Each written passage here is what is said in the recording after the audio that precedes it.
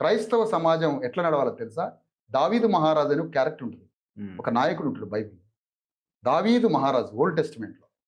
అది సంపూర్ణ జ్ఞానవంతుడైనటువంటి దావీదు మహారాజు. అది వారసత్వ లెగసీని తీసుకున్నాడు ఆయన. అసలు ఎక్కడ మొదలైంది మానవ సమాజం యొక్క నాగరికత? ఒక దగ్గర బాధపడతాడు దావీదు మహారాజు.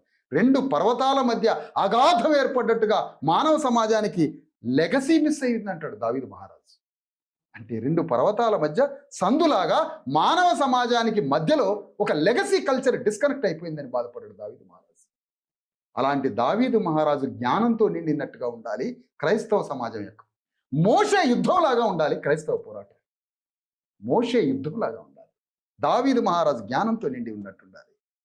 నీకు యూరప్ సమాజంలో మొత్తం పోరాటం చేస్తున్నారు శ్రామిక వర్గాలు క్రైస్తవులు. క్రైస్తవ్యం పుట్టిన ప్రాంతంలో యుద్ధంలో ఉన్నారు యూరప్ సమాజంలో ఉన్నటువంటి క్రైస్తవులు. తెలంగాణలో, ఆంధ్రప్రదేశ్లో, భారతదేశంలో, సౌత్ ఇండియాలో క్రైస్తవులు కన్నీటి ప్రార్థన చేస్తారు. ఎప్పుడో గ్రహం స్టీన్ని కొడితే వాజ్పేయి టైంలో గ్రహం స్టీన్ని కొట్టేశారు ఒరిస్సాలో. అప్పుడు ఏదో 4 రోజులు 2 రోజులు బయటికి వెళ్ళారు.